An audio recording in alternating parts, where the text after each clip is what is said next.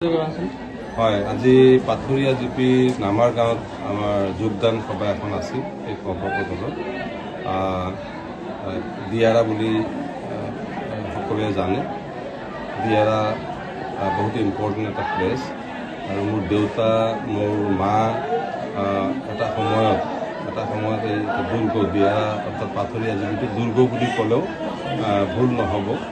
আৰু সেই দুৰ্গ প্ৰায় 15 বছৰ পিছত আমি আকৌ ঘূৰি পালোঁ, যিটো আজি প্ৰতিচ্ছবি আপোনালোকেও দেখা পাইছে।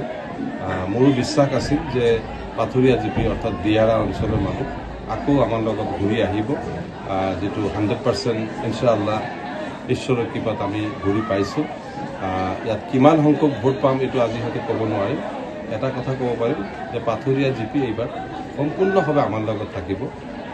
মই ভাবোঁ যে এইবাৰ ওপৰলা যদি চব ভালে ভালে ৰাখে ঐতিহাসিক বিজয় আমাৰ ফালে হ'ব। আৰু যিটো আমাৰ পুৰণা দুৰ্গ যি অঞ্চলবিলাক আছিল মোৰ দেউতাৰ বিশেষকৈ, সেই অঞ্চলবিলাক প্ৰায় জেগাতে আমি দেখা পাইছোঁ যে আগৰ নিচিনা বেক টু পেভিলিয়ন যিটো কয়, ঘৰৰ মানুহ ঘৰত ঘূৰি আহিছে।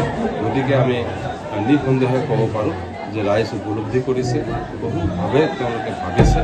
আৰু দেৰি হ'ল যদিও প্ৰায় 10-15 বছৰ লাগিল যদিও আজি সকলোৱে উপলব্ধি কৰি আমাৰ ফালে আকৌ আমাৰ পক্ষত তেওঁলোকে আহিছে। নতুন চিন্তা তেওঁলোকে আগতে তেওঁলোকে আৱেগ দি তেওঁলোকে ভাবিছিল পূৰ্ব অঞ্চলত, এইবাৰ বিবেক দি চিন্তা কৰা আৰম্ভ কৰিছে।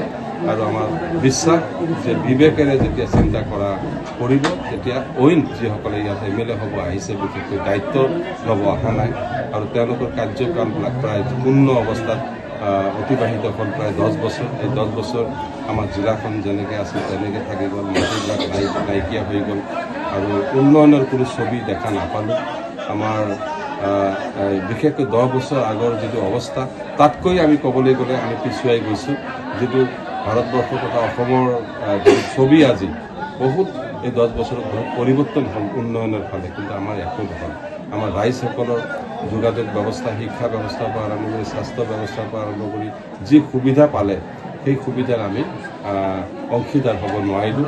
ৰাইজে গোটেইখিনি এতিয়া বাস্তৱিকভাৱে চিন্তা কৰিছে, নতুন প্ৰজন্ম ভালকৈ উপলব্ধি কৰিছে, তেওঁলোকৰ ল'ৰা ছোৱালীৰ কথা গাৰ্জেনসকলে ভাবিছে যে বাস্তৱিকভাৱে আমাক ভালকৈ জীয়াই থাকিব লাগিব, আমাৰ দেশৰ লগত আমি মিলি থাকিব লাগিব, অসমৰ অইন অঞ্চলৰ তুলনাত আমি একেলগে আগবাঢ়িব লাগিব। এই কথাবিলাক চিন্তা কৰিছে চৰকাৰ, আমাৰ নিশ্চিত চৰকাৰ আমাৰ ফালে হ'ব। গোটেইবিলাক কথা ভাবিছে আৰু মোক এইবাৰ আপোন হিচাপে মই দেখিছোঁ এটা ছবি যিটো দেখা পাইছোঁ, মায়া যিটো দেখা পাইছোঁ, দোৱা যিবিলাক দেখা পাইছোঁ, সাধাৰণ ৰাইজ সাধাৰণ মানুহ মাতৃসকল যেনেকৈ মোক দোৱা কৰি আছে, ঠিক যেনেকৈ মোৰ দেউতাৰ সময়ত দেখা পাইছিলোঁ, ঠিক সেই ছবি আকৌ দেখা পাইছোঁ। গতিকে আমাৰ বিশ্বাস 100% বিশ্বাস যে ইনশাআল্লাহ আল্লাহ যদি মোক জীয়াই ৰাখে এইবাৰ ঐতিহাসিকভাৱে আমাৰ বিজয় হ'ব।